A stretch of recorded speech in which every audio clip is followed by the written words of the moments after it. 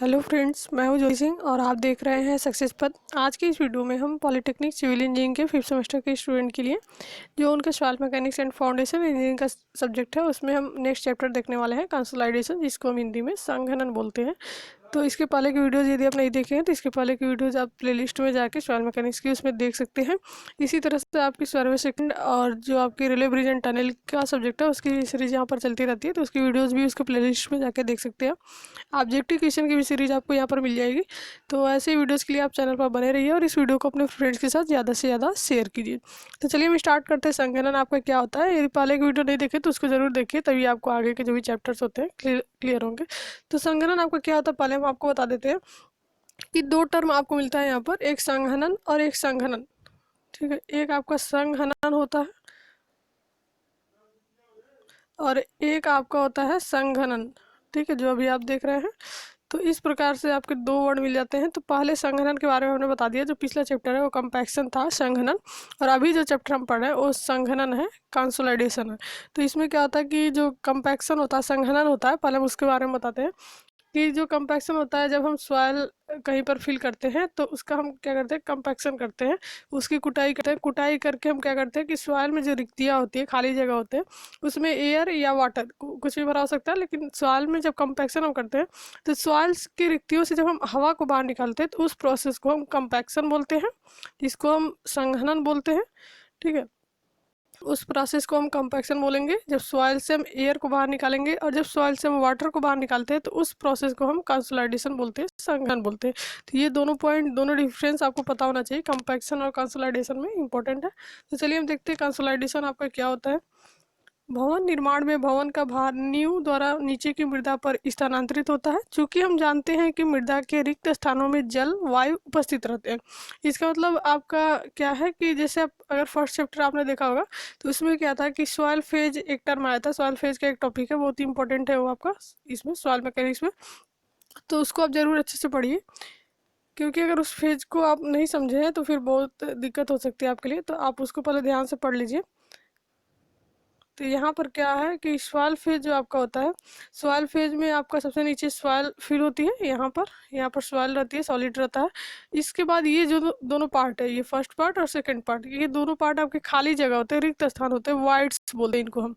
ठीक है, ये आपके वाइड्स होते हैं, खाली जगह होते हैं, रिक्त स्थान जिसको हम बोलते हैं। तो ये आपके खाली जगह में या तो यहाँ पर हो सकता है एयर और यहाँ पर हो सकता है वाटर। ठीक है, यहाँ पर एयर ऊपर वाले में, फर्स्ट में एयर हो सकता है, सेकंड वाले में वाटर हो सकता है, दोनों एक साथ, या फिर केवल पूरा पूरा जो रिक्त स्थान है दोनों पार्ट में एयर भरा होगा, या तो दोनों पार्ट में आपका वाटर होगा। तो ये जो रिक्त स्थान है इसमें एयर वाटर दोनों हो सकते हैं, या तो एयर होगा या तो वाटर हो। तो यही एयर और वाटर जो होते हैं आपके सॉइल में होते हैं। तो जब हम सॉइल से एयर को बाहर निकालते हैं तो हम उस प्रोसेस को कंपैक्शन बोलेंगे, और जब सॉइल से हम वाटर को बाहर निकालते हैं तो उस प्रोसेस को हम कंसोलिडेशन बोलेंगे। तो आपको सॉइल फेज अच्छे से पढ़ने के लिए सॉइल फेज की वीडियो, जो पीछे की वीडियो है उसको आप देख लीजिए, वहाँ से आपको क्लियर हो जाएगा, इंपॉर्टेंट है वो। तो चलिए हम आगे देखते हैं। नेक्स्ट हमारा है, इस प्रक्रिया में संरचना या भवन का संपूर्ण भार नींव के माध्यम से मृदा वहन करती है। यह भार मृदा कण एवं जल दोनों को वहन करना पड़ता है। धीरे धीरे मृदा से पारगम्यता गुण के कारण भार पड़ने से मृदा कणों से जल निकलना शुरू कर देता है। यह पारगम्यता के गुण पर निर्भर करता है। यह पारगम्यता के कारण धीरे धीरे एवं तेज भी हो सकता है। जब मृदा कणों से पूर्ण जल निकल जाता है तो संपूर्ण भार मृदा कणों को ही वहन करना पड़ता है, जिससे नींव के नीचे की मृदा में धसन हो जाती है। इस प्रक्रिया को हम संघनन कहते हैं। तो जब मृदा से आपका जल बाहर निकल जाता है तो इस प्रोसेस को हम क्या कहते हैं, संघनन बोलते हैं, कंसोलिडेशन बोलते हैं। नेक्स्ट हम देखते हैं डिफिनीशन हम क्या दे सकते हैं इसकी। मृदा संहति पर संरचना का भार नींव के माध्यम से स्थानांतरित होने के कारण मृदा के रंध्रों में उपस्थित जल की निकासी के कारण मृदा के आयतन में कमी और उसके कारण उसमें होने वाली धसन को हम क्या कहते हैं, संघनन कहते हैं। इसको संघनन कहा जाता है। रेतीली मृदाओं में यह क्रिया शीघ्र पूर्ण हो जाती है, क्योंकि ऐसी मृदाओं की पारगम्यता अधिक होती है और जिससे पानी आपका जो जल होता है वो जल्दी निकल जाता है, जिससे भार पड़ने पर जल की निकासी शीघ्र हो जाती है। अतः स्पष्ट है कि मृदा की पारगम्यता पर जल निकासी निर्भर करती है। पारगम्यता जितनी अच्छी होगी, जिस भी यहाँ पर देख सकते हैं रेतीली मृदा में क्या होती है, यह क्रिया शीघ्र हो जाती है, तो इसकी पारगम्यता अधिक होगी। तो पारगम्यता जब अधिक होगी तो जल की निकासी शीघ्र ही आपकी हो जाती है। पारगम्यता भी आपको पढ़ा दिया गया है, परमेबिलिटी, पिछले चैप्टर में। तो उसको भी आप जाके देख सकते हैं प्लेलिस्ट में। चिकनी मिट्टी जिसके कण सूक्ष्म होते हैं, इस मृदा में जल निकासी देर से हो पाती है, अतः संघनन क्रिया पूर्ण होने में 100 वर्ष से भी अधिक का समय लग जाता है, क्योंकि चिकनी मिट्टी के कण सूक्ष्म होने के कारण पारगम्यता इसमें निम्न होती है। नेक्स्ट हमारा है, यदि उच्च पारगम्यता वाली मृदाओं में निम्न नींव का निर्माण किया जाता है तो संघनन क्रिया शीघ्र पूर्ण हो जाती है, जिससे निर्माण के समय ही धसन क्रिया हो जाती है। लंबे अंतराल तक यह क्रिया यदि होती है तो संरचना के लिए घातक होती है। तो नींव निर्माण हेतु रेतीली ग्रेवल युक्त मृदाएं अधिक उपयुक्त होती है। तो ये लाइन बहुत ही इंपॉर्टेंट है। कैसे है अभी हम आपको बताते हैं कि यदि उच्च पारगम्यता वाली आप मृदाओं में नींव का निर्माण करेंगे, जो आपकी सॉइल है उच्च पारगम्यता की है, तो इसीलिए हम टेस्ट करते हैं सॉइल का। अगर पारगम्यता उनकी अधिक है तो हम अगर वहाँ पर नींव का निर्माण करते हैं तो वहाँ पर क्या होता है कि जो जल निकासी होती है शीघ्र ही हो जाती है। अगर पारगम्यता अधिक होगी तो जल निकासी जल्दी हो जाएगी, और जो भी धसन वगैरह होगा मृदा का, जितना भी उसको धसना होगा वो उसी टाइम पे, मतलब जब तक कुछ टाइम के लिए, मतलब शीघ्र ही धस जाएगा वो, उसके बाद से वो नहीं धसेगा।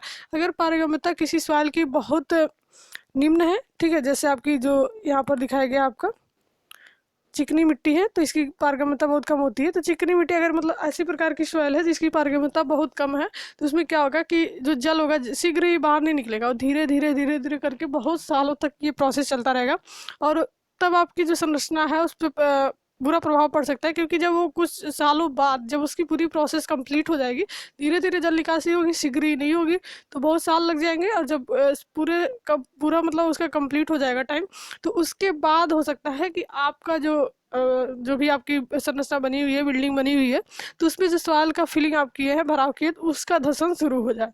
तो बहुत सालों बाद ये हो सकता है। तो उससे क्या होता है कि आपकी संरचना पर बुरा प्रभाव पड़ सकता है। इसलिए हमको जब भी सॉइल के लिए जो भी फाउंडेशन हम बनाते हैं तो उसमें हमारी सॉइल जो होनी चाहिए उच्च पारगम्यता वाली होनी चाहिए, जिससे आपकी जो भी जल की निकासी होगी वो शीघ्र ही हो जाएगी, और जो भी धसन वगैरह होना रहेगा आपका कुछ समय के अंदर ही हो जाएगा, उसके बाद आपका कोई धसन नहीं होगा।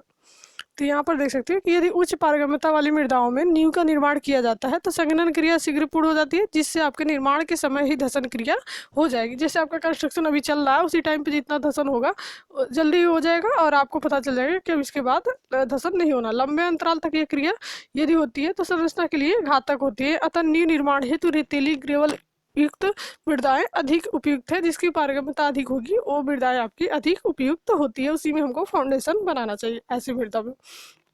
नेक्स्ट हम देखते हैं, निम्न पारगम्यता वाली मृदाओं में संघनन क्रिया अत्यधिक धीमी रहती है, अतः काफ़ी समय लग जाता है। जब आप परमेबिलिटी पढ़ेंगे तो वहाँ आपको क्लियर हो जाएगा। परमेबिलिटी का चैप्टर आपका कंप्लीट हो चुका है।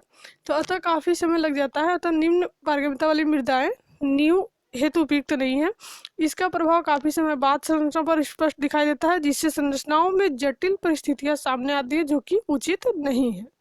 बाद में आपका क्या होगा, अगर फर्श वगैरह आपने बना लिया है, उस पर जो फाउंडेशन बनाए थे उसके ऊपर आप क्या करेंगे, जो भी सॉइल आप फिलिंग किए हैं उसके ऊपर आप फर्श वगैरह बना लेते हैं, तो बाद में अगर धंसना स्टार्ट होता है तो आपके फर्श वगैरह सभी टूट जाते हैं, नीचे धंस जाते हैं। नेक्स्ट हम देखते हैं, प्रयोगशाला में संघनन की व्याख्या। संघनन क्रिया की व्याख्या को सर्वप्रथम डॉक्टर टरजागी ने सन 1923 में मॉडल बनाकर प्रयोगशाला में सरलता से समझाने का प्रयास किया। कैसे, इसको बहुत अच्छे से फिगर के माध्यम से समझने वाले हैं, तो आप देखते रहिए इस वीडियो को। देखिए फिगर आपके दिए गए हैं 7.1a के फर्स्ट में दिखाए गए मॉडल की सहायता से समझाया। इसमें एक बेलन में पिस्टन लगा रहता है, यह पिस्टन बेलन की तली में लगी स्प्रिंग पर टिका होता है। इसमें एक छिद्र भी होता है, छिद्र द्वारा पानी निकालने की व्यवस्था होती है। फिगर की मदद से समझाया गया है। देखिए यहाँ पर ये आपका 7A फर्स्ट जो फिगर है यहाँ पर दिया गया आपका, ये आप देख सकते हैं। इसमें क्या है, ये देखिए वाल्व लगा हुआ है, यहाँ पर पिस्टन लगा हुआ है, ये वाल्व है, ये आपका स्प्रिंग है, और ये आपका बेलन है। अब नेक्स्ट हम क्या देख रहे हैं, नेक्स्ट देखते हैं हम। दूसरा आपका क्या है, यदि पिस्टन का भार 500 ग्राम और बढ़ा दे तो स्प्रिंग दब जाती है। पिस्टन का जो भार है 500 ग्राम और बढ़ा देंगे, अधिक कर दिए, जैसे यहाँ पर क्या किए, उसके ऊपर लोड लगा दिए पिस्टन के ऊपर। आप देख सकते हैं ये 500 ग्राम का भार लगा रहे हैं पिस्टन के ऊपर, ये वाला, ठीक है। तो 500 ग्राम का लोड अधिक लगा देते तो स्प्रिंग क्या होगी, दबेगी।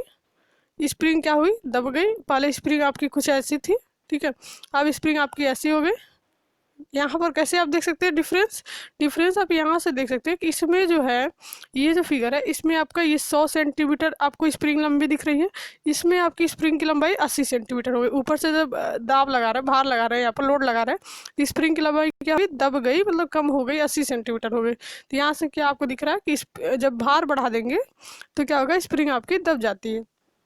इसी प्रकार से यदि पिस्टन का भार 500 ग्राम और बढ़ा दें अर्थात 1 केजी, तो स्प्रिंग और दब जाएगी। यहाँ पर क्या पहले 500 ग्राम लगा रहे थे, अब 1 केजी भार लगा दिए, अब क्या होगा, स्प्रिंग और दब गई, अब 70 सेंटीमीटर हो गई इनकी लंबाई। ठीक है, पहले 100 थी, फिर 80 हुई, 500 ग्राम भार लगाए तो अगर 1 केजी भार लगाए तो फिर आपकी 70 हो गई। तो मतलब जितना ही लोड बढ़ा रहे हैं उतना ही आपकी स्प्रिंग दबती चली जा रही है। फिर हमारा क्या है, यदि पिस्टन पर भार 500 ग्राम और बढ़ा दे तो ये आपका हो गया। फिर हमारा देखते हैं यदि अब बेलन में पानी भर दिया जाए, जो भी आपका ये बेलन है इसमें अगर पानी भर दिया जाए और उसमें लगे वाल्व को बंद कर दिया जाए और पुनः पिस्टन पर भार लगाया जाए। ठीक है, ये बेलन है, इसमें पानी भरने के लिए बोला जा रहा है, और जो वाल्व है उसको बंद कर दिया जाए और फिर अब इस पर फिर भार लगाया जाए। ठीक है, बंद कर दिया जाए और पुनः पिस्टन पर भार लगाया जाए, तो देखेंगे कि भार लगाने पर स्प्रिंग बिल्कुल नहीं दबती है। इस दशा में पिस्टन पर लगा सारा भार पानी द्वारा वहन किया जाएगा।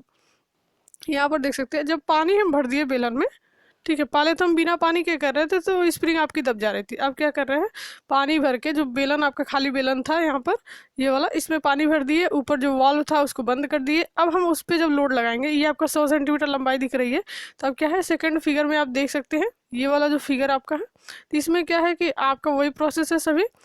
पानी केवल हम भरे हुए हैं, इस पर लोड लगा रहे हैं हम पहले, आपका वाल्व बंद है, तब भी इसकी लंबाई क्या है, 100 सेंटीमीटर ही है। लंबाई में इसका कोई परिवर्तन नहीं है, क्योंकि जो इस पे लोड आ रहा है, जो जल इसमें भरा हुआ है, ये जल वहन कर रहा है जो लोड आ रहा है।